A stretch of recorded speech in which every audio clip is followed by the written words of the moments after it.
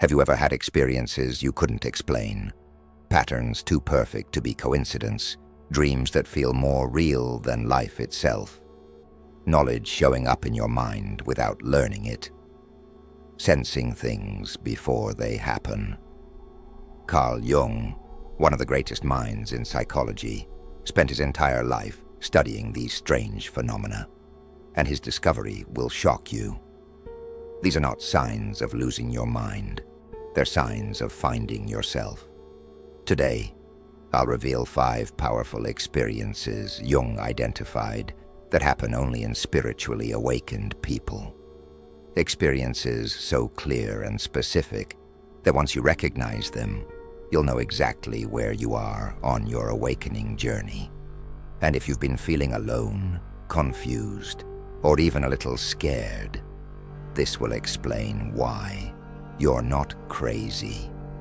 You're just conscious in ways most people aren't yet.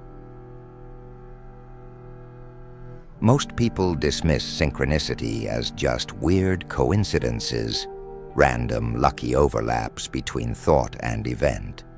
But Carl Jung discovered it's far more profound.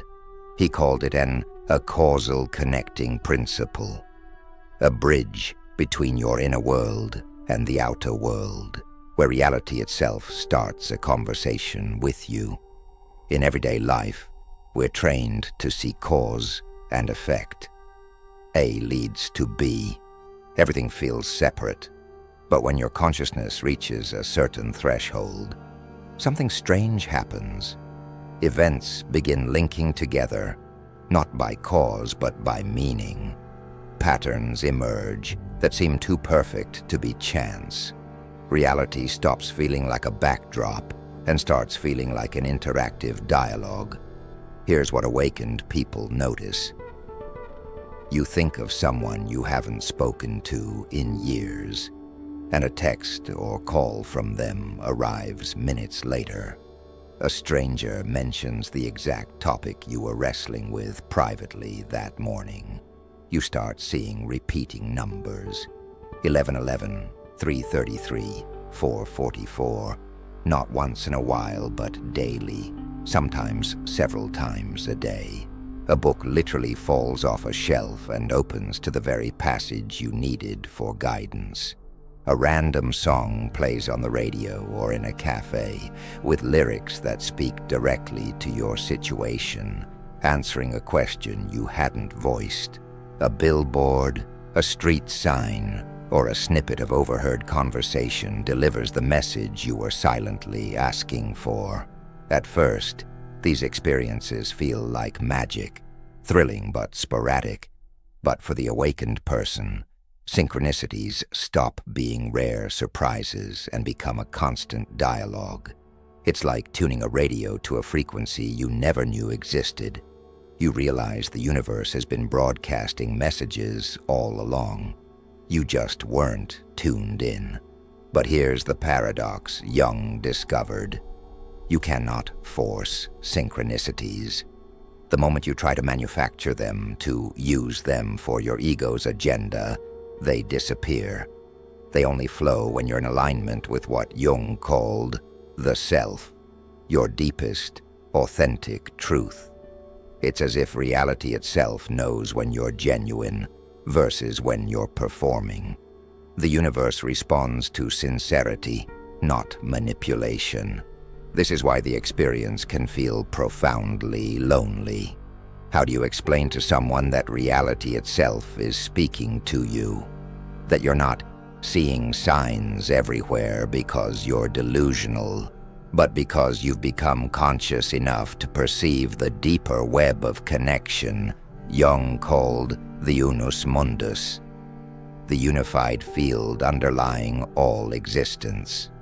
Most people around you can't understand. They'll think you're reading too much into random events, projecting meaning onto nothing. And you can't prove them wrong, because synchronicities can't be demonstrated on demand. They're not parlor tricks or stage magic. They're private communications between you and the universe. Jung warned of this paradox when he wrote, The privilege of consciousness is also its burden. You begin seeing a secret language of the universe that others cannot yet perceive. It's beautiful, it's powerful, it's life-changing, but it's also isolating. This is the first sign of spiritual awakening. The world stops being a dead, random machine and starts becoming a living conversation. Patterns, numbers, people, and events weave together like a tapestry of meaning. You're not imagining things. You're perceiving a level of reality that was always there, waiting for you to wake up enough to see it. Synchronicity is reality whispering, "I see you." This is Carl Jung's most important but least understood discovery. He called it the transcendent function, a completely new psychological capacity that emerges after a person reaches a certain level of inner development. It's not an idea. It's a direct experience of the mind becoming able to hold opposites without collapsing, like a container becoming wider than the contents it holds. Before awakening, human consciousness is narrow. It works like a binary switch, optimistic or pessimistic, logical or intuitive, spiritual or materialistic. You have to pick a side, reject the opposite, and live in either or thinking. But once awakening deepens, something radical happens. Your inner space expands. The psyche becomes strong enough to hold contradictions at once, not balancing them like a scale, but containing them like a vast sky contains both sunlight and storm clouds. Suddenly you're both optimistic and realistic, both logical and intuitive, both grounded and mystical. This isn't intellectual tolerance, it's visceral. You actually feel it. You can experience deep grief and deep joy simultaneously without either canceling the other. You can see someone's highest potential and their deepest shadow at the same time without splitting them into good or bad. You can know that life is utterly meaningless and infinitely meaningful in the same breath, without needing resolution. Jung wrote, "The transcendent function is the bridge between consciousness and the unconscious. It doesn't compromise opposites. It creates something new that includes both. This is the secret. The transcendent function doesn't blend opposites into a dull middle. It gives birth to a third thing, a new state of consciousness that transcends and includes both. Like two notes creating a chord, two opposing truths produce a higher harmony that didn't exist before. When this capacity awakens, life feels different. Problems that once seemed impossible suddenly resolve themselves. Conflicting choices reveal a hidden third path you couldn't see before. Insights arrive whole, like downloads. Creative ideas appear fully formed. The conscious and unconscious begin collaborating instead of fighting. But there's a cost. Once you see truth on all sides, you can't easily pick sides anymore. Arguments demand you choose a camp. Drama thrives on victims and villains. Politics asks you to join a team, but your new awareness sees wisdom and shadow in every position. You recognize that each perspective carries part of the truth and part of the illusion. This makes you useless to systems that thrive on division and dogma. You're no longer recruitable for someone's cause. You become too aware of complexity for simple narratives, too conscious of paradox for rigid ideologies. To the linear mind, you might look inconsistent, contradictory, even hypocritical, but you're not confused. You're comprehensive. Imagine a small cup of water trying to hold both fire and ice. It would crack. The awakened mind is like an ocean, vast enough to hold both without breaking. This is why, as Jung observed, The transcendent function only activates in those whose consciousness has matured. It's not a technique you can practice. It's a spontaneous development when the psyche becomes ready. This ability marks a turning point in spiritual awakening. You stop needing the world to be either or. You become a living paradox, grounded yet elevated, human yet more than human. While others get trapped in polarities, you become the bridge. In your presence, opposites can meet without fighting. New solutions, new insights, and new ways of being can emerge through you. The transcendent function isn't an escape from reality. It's a deeper engagement with it. And once it activates, there's no going back to the old, narrow mind. You can't unsee the whole once you've seen it. Everyone dreams. Most people wake up, dismiss the images, and move on. But for awakened individuals, dreams undergo a radical transformation. They stop being random pictures flickering across the mind and start functioning as direct transmissions from your deepest wisdom. At first, the change is subtle. Your dreams feel more vivid, your memory of them sharper. Then a shift happens. The boundary between waking and dreaming softens. You don't just dream anymore. You become aware inside the dream.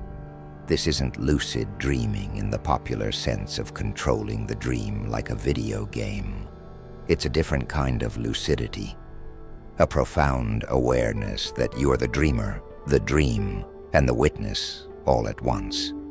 Then something even stranger begins. Prophetic dreams. You dream of conversations that happen word for word days later. You see strangers in dreams who appear in waking life exactly as you dreamed them. Same face, same clothes, same gestures. You receive warnings that steer you away from disaster. A vision of a place you shouldn't go, a sense of a person you shouldn't trust, a subtle message about a decision you were about to make. You wake up, change course, and discover you were saved.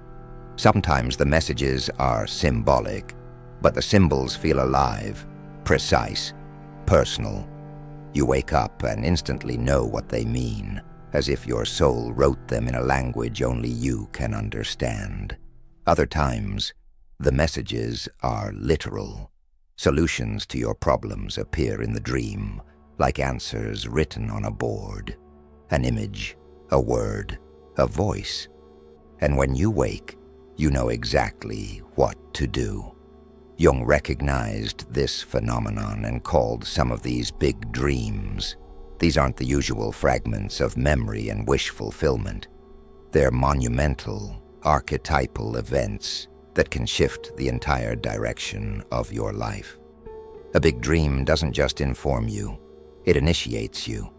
You wake up different, shaken, humbled, expanded, as if you've just undergone a ritual more real than waking life. But there's a paradox. These dreams are almost impossible to explain. They're sacred transmissions, not entertainment. Try to describe them and most people will look at you blankly. They'll assume you're reading too much into normal dreams because they've never experienced this level of dream intelligence. They don't know these dreams aren't normal. They're communications. You're not interpreting symbols the way a dictionary interprets words. You're receiving direct teaching from the deepest layers of the psyche, the same layers Jung believed connect to the collective unconscious, where archetypes, wisdom, and universal patterns reside. It's as if a wiser part of you, the self, the eternal center of the psyche, is speaking to you in the night. Jung summarized this truth with one of his most famous lines: "Who looks outside dreams, who looks inside awakens." Dreams are the royal road inward, and when you're awake enough, they stop being puzzles and start becoming portals. Night after night, the boundary between the visible and invisible thins.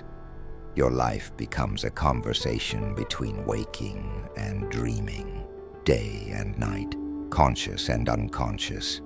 In this stage of awakening, you realize your dreams are not fantasies. They are messages, not stories, but instructions, not imagination, but initiation.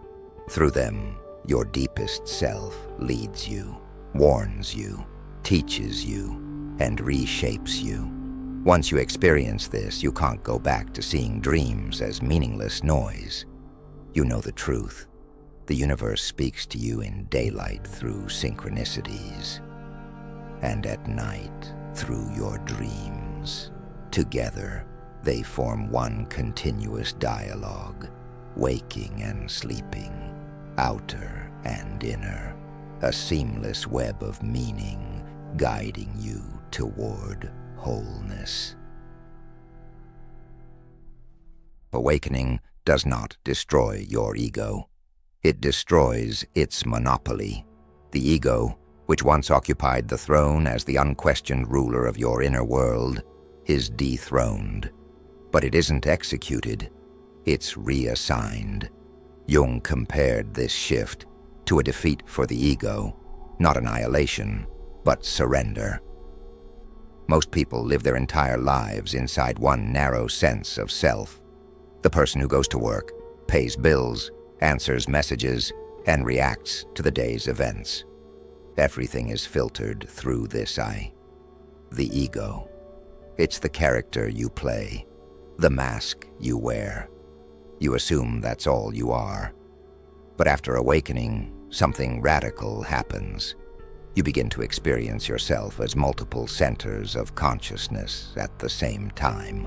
There's still the everyday you, the one who drives the car, checks the bank account, makes small talk. But there's also a vast, impersonal awareness. Watching it all like a movie screen holds the images projected onto it. You're both at once. You're the actor in the scene, and the silent audience observing the drama. You're not dissociating. You're actually more present than ever. But from more than one perspective. This is how it looks in daily life. You feel a trigger rising in a conversation and notice it in real time. You have the space to choose whether to act on it or not. You watch an old pattern playing out mid-sentence and can step out of it like walking off a stage. You hear your inner critic speak and simultaneously see the innocence behind its fear. You're still human, but you're no longer trapped. You're free inside the moment, even as it unfolds. Jung wrote, "The experience of the self is always a defeat for the ego." Why a defeat? Because the ego can no longer pretend it's the whole story. It has been confronted with something infinitely larger, the self, the true center of the psyche. In this new arrangement, the ego isn't gone. It's just no longer the CEO, it's middle management. It executes tasks, but it doesn't dictate the mission. This is both humiliating and liberating. Humiliating because the ego's old sense of grandeur, I am in control, dies. Liberating because you're no longer confined to its narrow fears and agendas. You feel ancient and brand new at the same time. A drop and the ocean, infinite and ordinary. But beware, the ego doesn't surrender quietly. It adapts.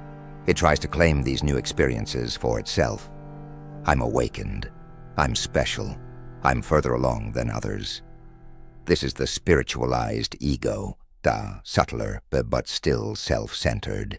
The universe, in its strange mercy, sends humbling moments when this happens. You stumble. You're embarrassed. You're reminded you're both infinite and human. This dance never ends. It's not failure.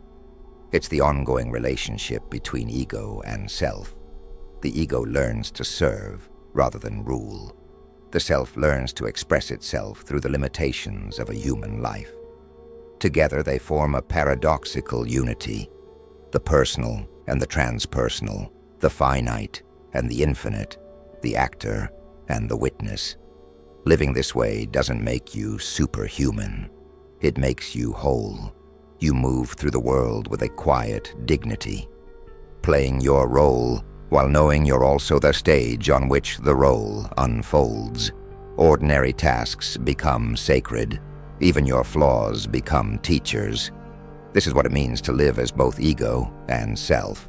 Not an escape from life, but a deeper embodiment of it. Not perfection, but integration. Not separation from humanity, but a wider embrace of it. The drop and the ocean, finally aware of each other, moving as one. This is one of Jung's most misunderstood ideas. To live mythologically doesn't mean pretending life is a fairy tale or escaping into fantasy. It means recognizing that you are living two lives at once, a personal life and a cosmic story. On the surface, you experience ordinary events: family, work, relationships, successes, failures. But beneath that surface, another dimension reveals itself. Your mother isn't just your mother. She is the dark mother archetype, moving through human form, nurturing, testing, and shaping you. Losing a job isn't just unemployment. It's a death-rebirth initiation, stripping away an old identity so a new one can emerge. Falling in love isn't just romance.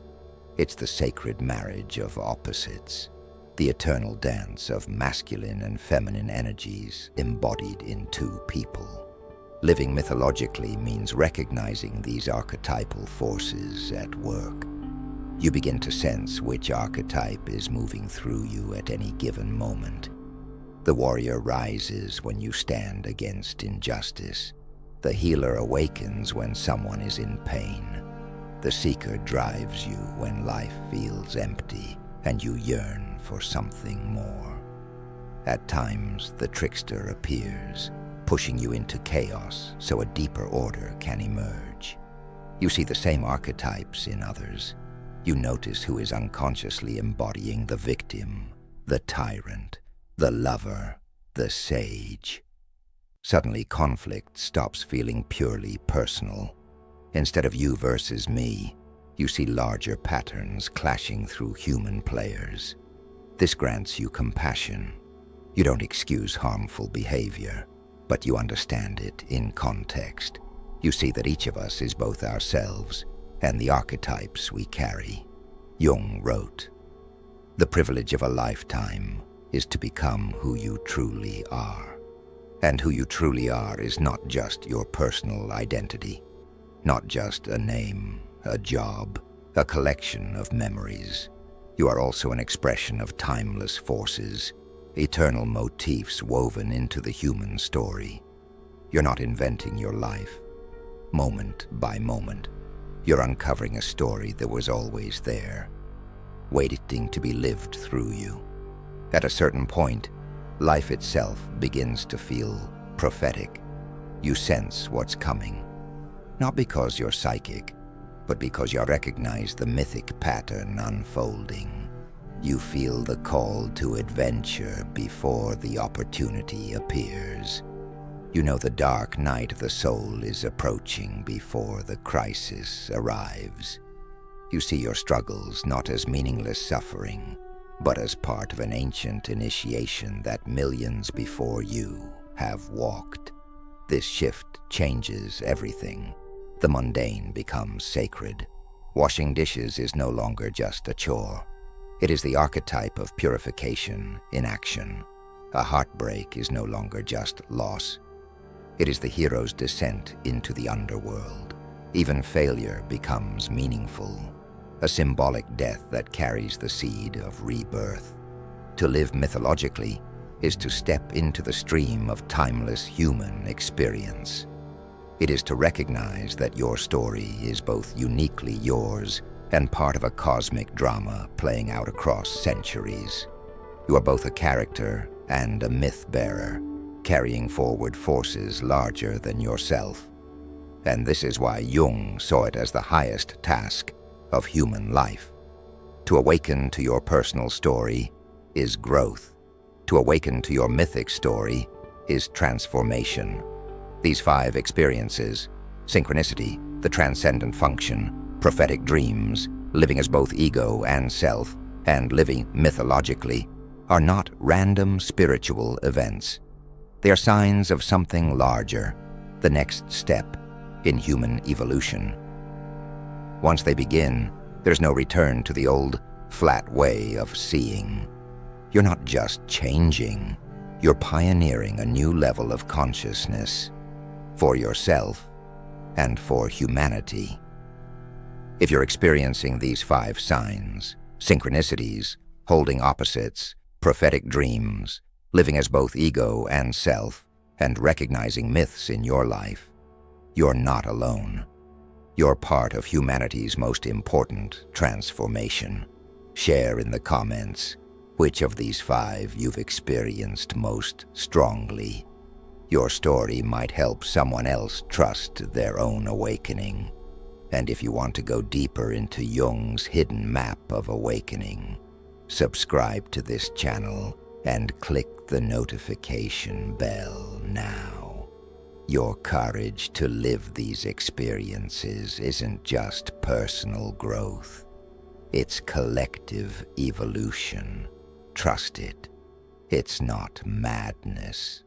It's metamorphosis.